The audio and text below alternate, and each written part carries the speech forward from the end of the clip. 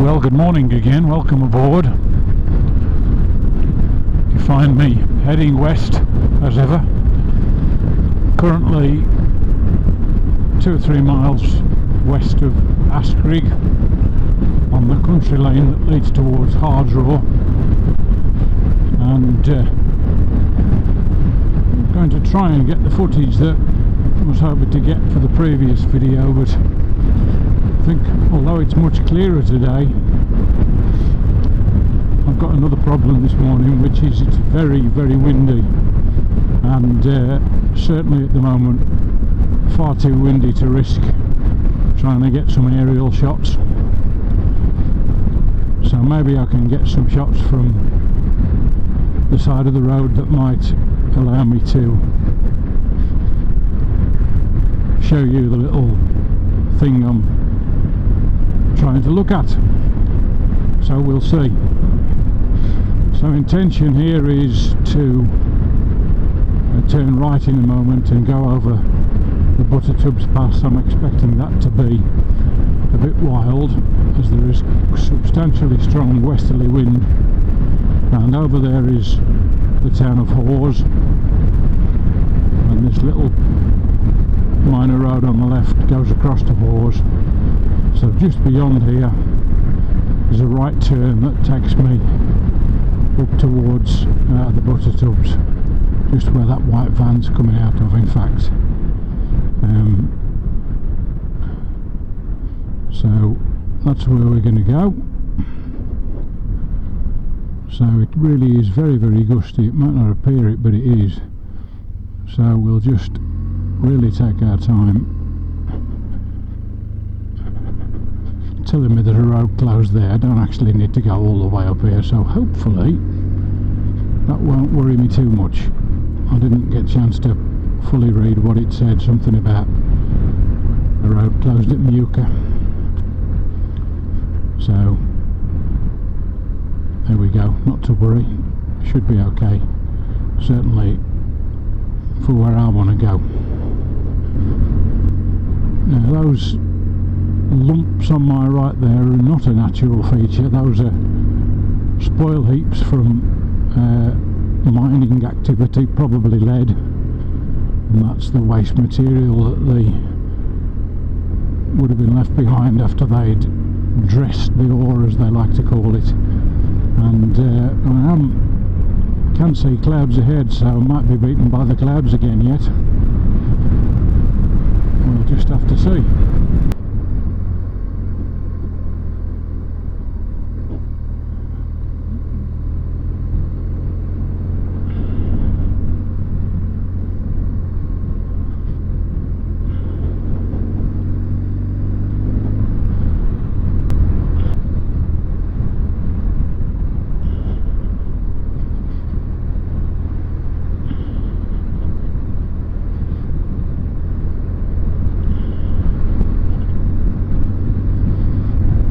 You know you're high up when you're looking down on the birds. I think that might have been a couple of ravens. Didn't get a good enough look, but certainly this is raven territory, so maybe.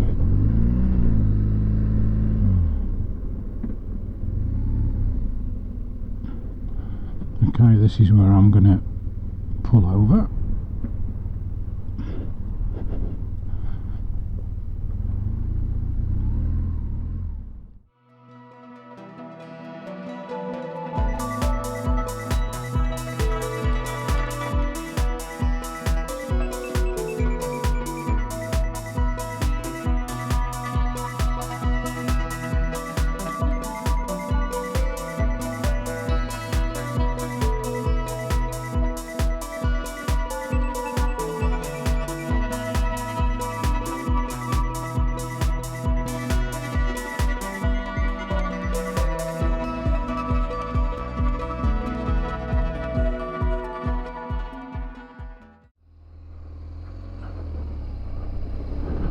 Okay, so we'll head towards the actual Buttertubs themselves now, which isn't too far along here.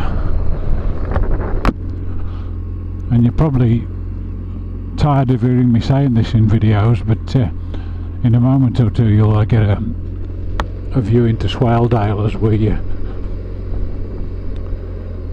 cross over the watershed. In fact, we've crossed it probably now. The valleys are starting to descend to the north now, so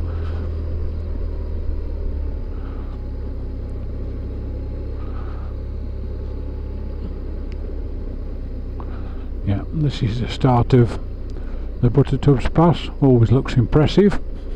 Hopefully you're getting a good view of that off the helmet camera. So I'll just take my time descending here. I'm going to pull over on the left in a minute.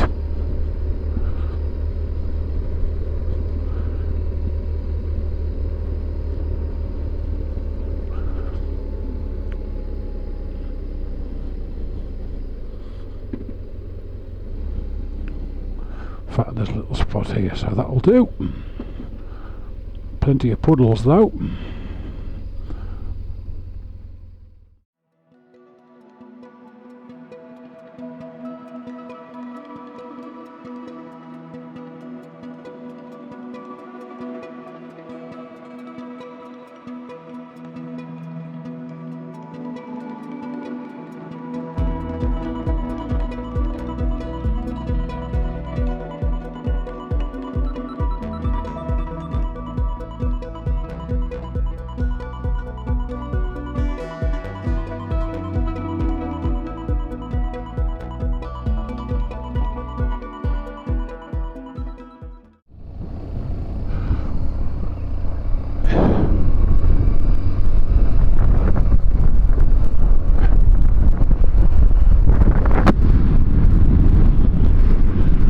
So we're heading south again now from the top of the, well, from the Buttertubs themselves, just to go over the summit, drop back down towards Hawes,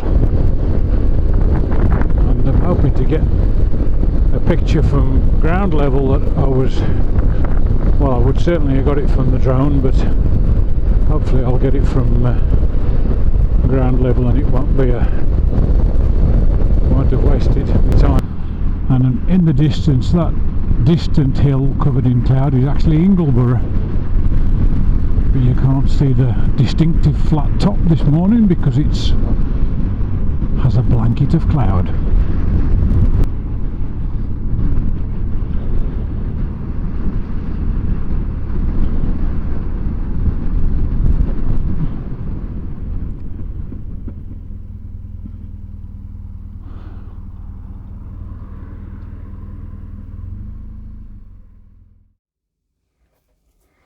Okay, it was a little too windy to do a piece to camera at the actual location, but this is a photograph taken from where I've just pulled up, and sort of about 2/3 of the way up the picture you can possibly make out a line of what look like little hollows in the hill just above that purple line, and in fact on a drone photo you can also see them and the upper centre coming along towards us, and then they appear to be displaced a little and they continue sort of across the centre and off towards the right, and those are shake holes.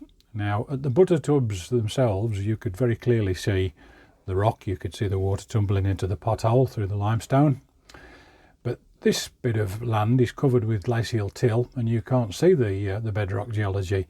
But if you are into this kind of thing, which sadly I am, you can recognise here that as the water comes down the hill, as soon as it crosses from an impervious rock, be it a sandstone or something like that, onto a limestone, straight away the water vanishes underground because the water's busy trying to form cave passages, and because that's what happens in limestone.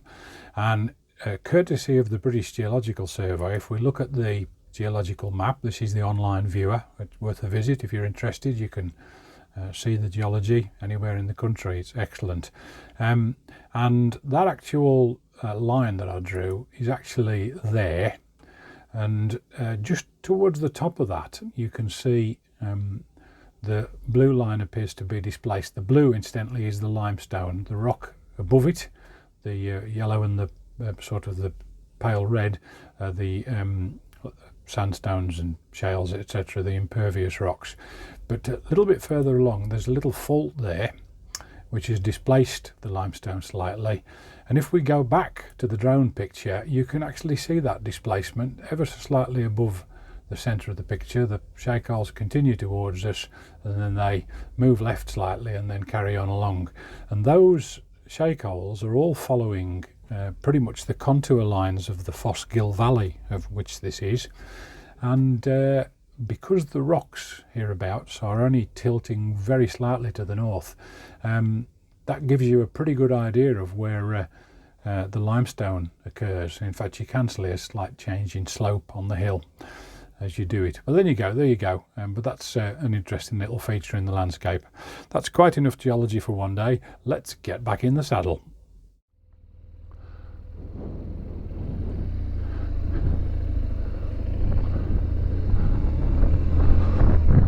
Okay, off we go again. Hopefully I've got pictures that will show up what I'm trying to see. Just have to have a look. View of Widdale opening out nicely just there, and Widdale has the road that goes across to Ribblehead, another very popular road with motorcyclists.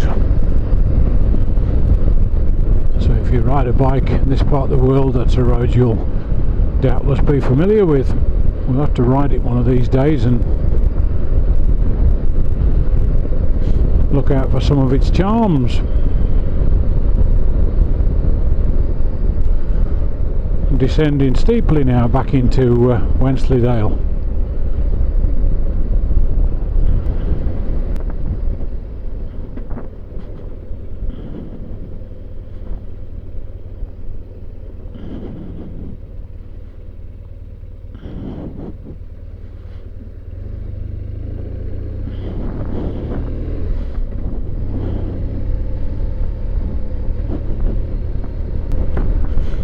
So this takes us right down onto the River Ewer's floodplain, right next to the river for half a mile or so. Just coming down to it now.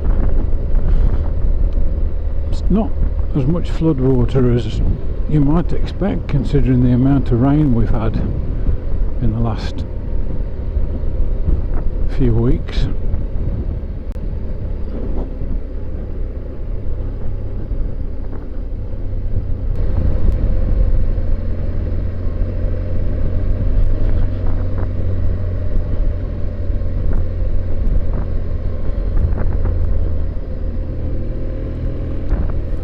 Okay, petrol tank filled up in a horse and eastbound now on the A684, the road that has featured before in previous videos. So I think now's a good opportunity to say thanks very much for watching.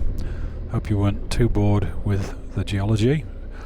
When you have been a student of geology, you cannot help but look at the landscape and wonder about what lies beneath. It's just how it is. Thanks very much for watching. It'd be great if you could click like and subscribe, even if you haven't. That helps the channel. Thanks very much for watching, and look forward to seeing you on the next ride. Bye.